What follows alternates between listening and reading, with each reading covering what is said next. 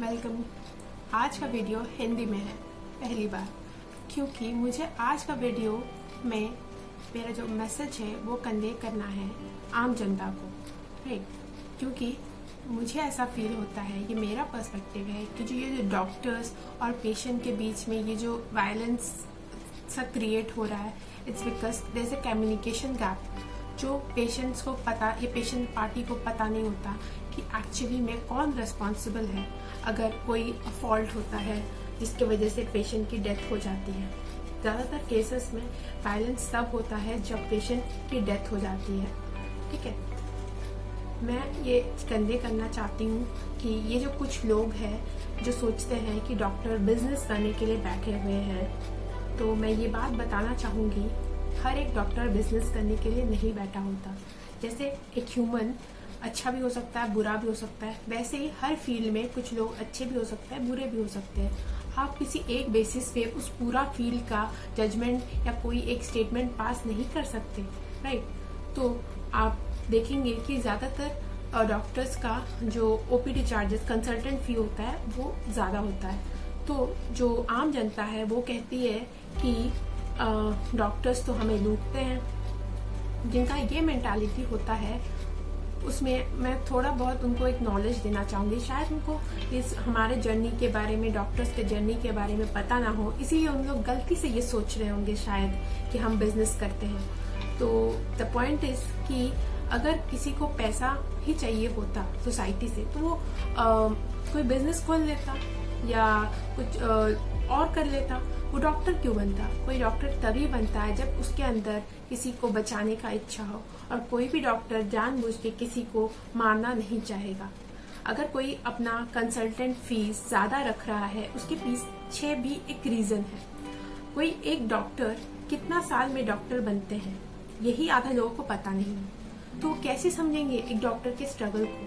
तो मैं चाहती हूँ मेरे इस वीडियो से लोग जाने कि एक डॉक्टर का लाइफ कितना ड्यूरेशन उनको लगता है एक कंसल्टेंट बनने के लिए।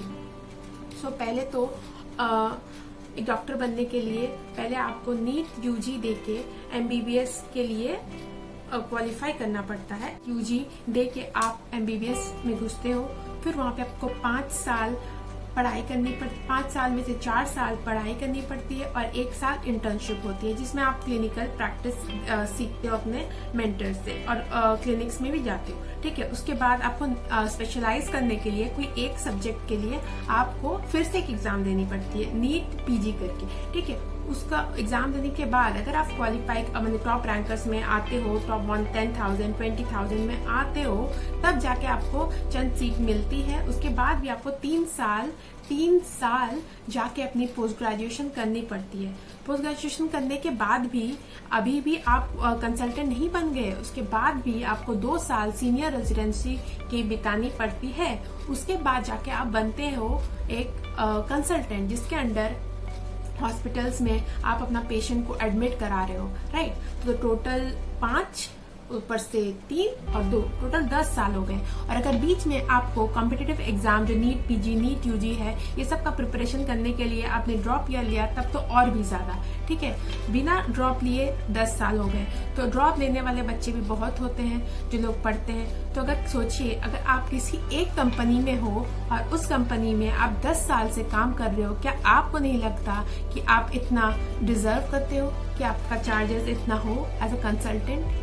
वो तो आपको पूरी तरह से लूटने के लिए नहीं बैठे हुए हैं, वो बस अपना नॉलेज को आपके हेल्प के लिए, अपने डिजीज को क्योर करने के लिए वो चाहते हैं कि उसका यूटिलाइज हो सके। उन्होंने भी अपने लाइफ में बहुत स्ट्रगल किए हैं ताकि वो आपको ये सर्विस दे सके, राइट। तो कोई भी ऐसे ही डॉक्टर नहीं बन जाता।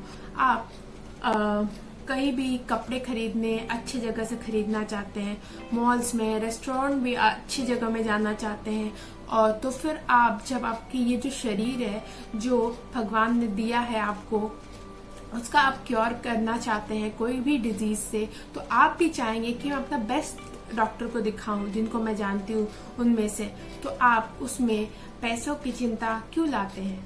अगर आप महंगे चीजों पे खर्चा करने से पहले नहीं सोचते, तो अपने बॉडी के बारे में सोचते टाइम आप पैसा आपको ग्लिच क्यों लगता है? और अगर फिर भी आपको लगता है कि डॉक्टर्स हमें लूट रहे हैं, तो मेरा एक ही एडवाइस है, प्लीज आप अपने बच्चे को, चाहे बेटी हो बेटा हो, कोई इसी एक को अगर घर में डॉक्टर बनाएंगे तो आपको पता चलेगा कि एक डॉक्टर बनने के लिए लोग कितना स्ट्रगल कर रहे हैं ऑलरेडी।